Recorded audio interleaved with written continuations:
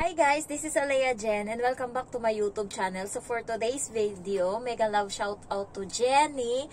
Ayan, may tanong siya kung ano ba yung unang pinaprocess kasi yung sa kanya daw is nauna yung medical bago sign ng contract. So depende po sa agency ng Hong Kong. Ayan. So, dalawa 'di ba yung agency natin? Agency sa Pinas and sila sa Pinas, kukuha sila ng agency din sa Hong Kong na magma-market sa iyo dito.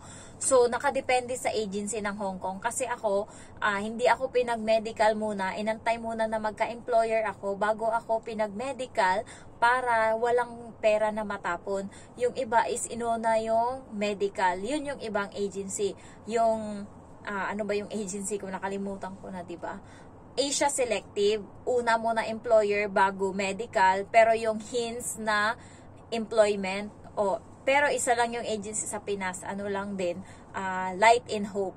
Pero marami silang mga agency dito sa Hong Kong, kalat-kalat para i-market ka. So parang 7 ata yung agency ng Light in Hope na nandito sa Hong Kong na nagma-market sa mga domestic helper. So yung hints is nagpapa-medical muna sila simula bago ka makakuha ng amo or bago, basta pagka in-interview ka nung may-ari ng agency dito sa Hong Kong and natanggap ka, automatic doon sa hints is magme-medical ka kaagad and then tsaka ka na mag-antay ngayon kung magkakaroon ka ng amo dyan sa agency na yan or hindi. Pero sa Asia Selective is nauna muna akong magkaroon ng amo bago ako pinag-medical. Ayan. So, inantay ko munang magka-amo ako. So, habang walang amo is hindi ako nag-medical. Tigil mo na lahat ng requirements. Pero ako kasi matigas yung ulo ko and kailangan ko talagang unti-untiin kasi nga nagtatrabaho ako sa Pinas and hindi ko siya magagawa kapag araw ng trabaho ko. Kaya ginagawa ko kapag day off ko, isa-isang requirements mo na yung kinukuha ko. Ngayong araw, NBI. Sunod na araw, kukunin ko yung yellow card. Sunod na araw, magtitesda ako. Ganyan. So, inuunti-unti ko. Sunod na araw, isisend ko or iaano ko yung mga requirements na iba. Pag-ibig, PhilHealth, ganyan. Pag-ibig lang pala, sorry. So, mga ganun, inunti-unti ko yung mga kailangan. 2x2 picture, white picture, ganyan. So, mga ganyan-ganyan, inasikaso ko siya paunti-unti. Kasi, nagtatrabaho ako and yung pera, kailangan, natatakot kasi ako nun kasi akala ko aabot ng 50 or 30,000 yung mga gastos ko. Kasi doon sa agency dati, nung 24 years old ako, nag-apply ako in Jedigal, yung agency na yun, is yung hinihingi sa amin is nasa 70,000. Kaya, naano ako na baka mabigla ako ba, malaki yung papabayaran sa akin. Kaya inunti-unti ko yung mga requirements. Pero hindi naman pala ganun. Maliit lang. Kasi nga yung test ako 5,000. Sa Jedigal, hinihingi nila is 15,000 or 23,000 sa TESDA training. Parang 15 days doon sa loob yung training. Guys, seryosohin nyo yung training sa TESDA, lalo na yung mga first timer na walang alam. Kasi ako, wala talaga akong alam and nasunog ko nga yung pantalon ng amo ko kasi hindi ako marunong mamlansya. Kaya kayo, kung ano yung tinuro is, anuhin nyo, tandaan nyo, kahit yung mga bed setting na yan, kailangan nyo yan dito. Kasi pagdating dito, ganun na ganun yung ipapabed setting sa'yo. Pero nakalimutan ko na kung paano yung baliktad-baliktad ng kumot, yung maglalagay ka ng sa bedsheet, maglalagay ka ng yung kumot. Nakalimutan ko na. Madali lang sana. Nung bago ako dito, nagawa ko siya, na-apply ko, tuwang-tuwa pa nga ako noon eh. Nung nagawa ko yun, so tuwang-tuwa ako kasi nga hindi ako nahirapan. Pero ngayon nakalimutan ko na. Balik na naman ako sa tali-tali na lang na ilang beses muna akong umikot bago ko ma-okay yung bedsheet na ginagawa ko or yung kumot na nilalagyan ko ng bedsheet. So, kaya kayo, tandaan nyo yung nyo yung mga bed setting kasi kailangan nyo yan dito. And then, paano pa ba? Yung paggamit ng washing, depende. Papaturo na lang kayo sa amo nyo kasi yung washing sa Pinas and yung washing na gamit dito is magkaiba. Kaya parang useless din yung pagtuturo-turo dyan ng washing.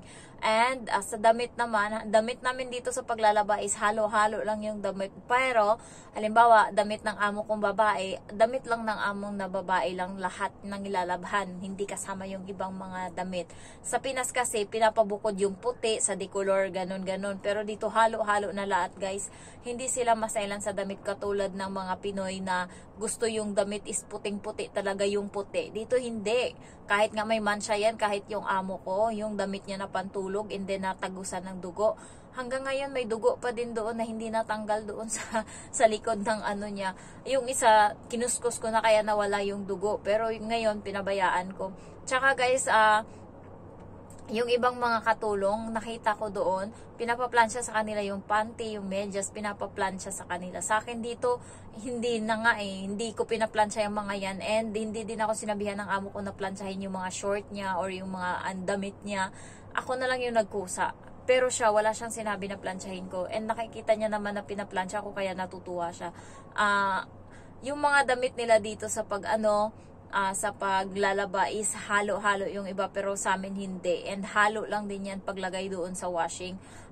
As long as kailangan kapag bago yung damit, tandaan nyo to, kapag bago yung damit, wag nyong ihalo doon sa washing. Ang gawin nyo is, lalagay nyo siya ngayon sa batya, ibabad nyo siya doon, and i-hand wash nyo siya para makita nyo kung nagkukupas siya or nag-i-stain siya or hindi. Tsaka nyo ngayon sa next na laban nyo, kung hindi nagkukupas, pwede nyo na siyang ihalo sa washing.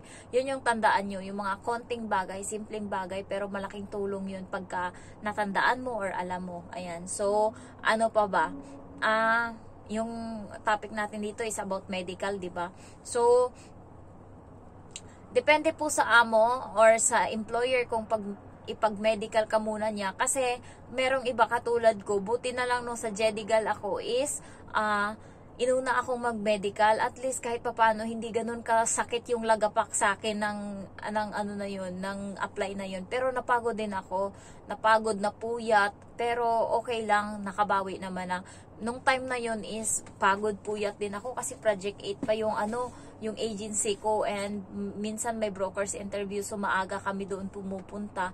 And then yung medical, ang tagal matapos, tsaka ko nalaman na may bukol nga ako sa dede. So hindi ko na tinuloy yung process, tinatry kong ituloy pero hindi na kaya. And buti na lang kamo hindi ako napunta nung time na yun kasi parang ako nung nag-apply din February, March din. And then, nung, diba, December, nagka-COVID na. So, sana, dito ako, nag-lockdown ako dito kasama yung mga amo. At kahit pa paano okay lang, hindi ko naranasan yung lockdown. Kasi, naalala ko yung amo ko, nagsabi siya na hindi daw sila lumalabas sa buong lockdown nung nakarang nag-lockdown dito. Ang ginawa na nila sa bahay lang, puro order lang lahat. So, buti na lang kamo kung ako naging katulong ng ganon. Baka na-stress ako na ako. Kasi, mahirap. Nandyan sila lahat sa bahay, lahat ng galaw mo nakikita nila, nasusundan nila, kaya mas okay na din na hindi ako natanggap nung time na yun. Baka blessings pa din yun sa akin. At least, kahit pa paano naikot ko pa yung buong Pinas, yung Luzon, naikot ko pa. Nag-enjoy pa ako sa buhay, nagsawa pa ako. And then, nung pandemic, naging hayahay ako. Kaya, ngayon guys, pag napapagod ako, iniisip ko nung mga time nung pandemic na lockdown sa Manila, sa Pinas. And nasa bahay lang ako.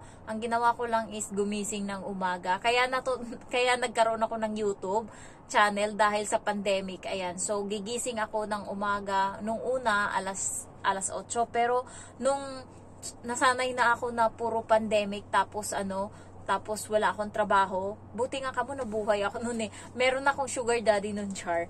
Naganap ako bago mag-pandemic. Nagkaroon ako ng boyfriend online. Matanda na. Na yung edad 45. So, taga Maldives siya. So, nung nag-pandemic siya yung sumusuporta sa akin ng pera, buwan-buwan para may pangkain ako.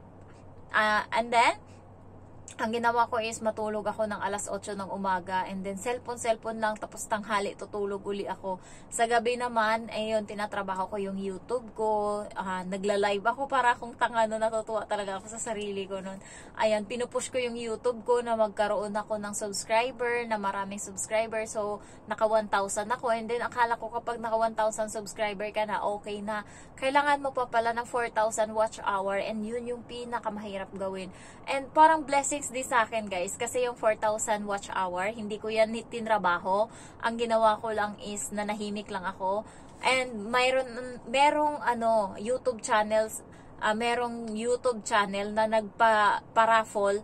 Kapag member ka nila, kasali ka sa raffle, and yung mapapanalunan mo is road to monetization na watch hour. So, nung time na yun, grabe ako yung nanalo sa monetization, kaya hindi ko masyadong tinrabaho tong YouTube channel ko, kasi nga, naggagawa siya ng boasting, yung parang, ilang computer yung gamit niya, in lahat yun sa gabi, piniplay niya lahat, isang araw pumapasok, 800 watch hour, ganyan. So, ang dali lang natapos nung watch hour ko, kaya ang dali ko lang na monetize, parang 3 months lang. Ang dami ko ng na-monetize na ako, and then 3,000 na yung subscriber ko noon. Grabe yung ko, hirap ko noon pag ko talaga. So, yung ibang mga kasabayan ko is na-demonetize yung channel nila, kasi nga nung time na yun, uso din yung click ads, yung pagka halimbawa, merong ads yung YouTube, tas i-click mo, and then pag nakapasok ka doon, ina-click mo yon, malaki yung bigayan ng YouTube sa'yo, malaki yung ibibigay nila. So, naggawa sila ng grupo na ganun, and then nag-click ad sila.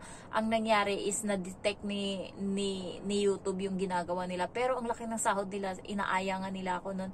Yung sahod ng kaibigan ko is 50,000 ata, isang buwan.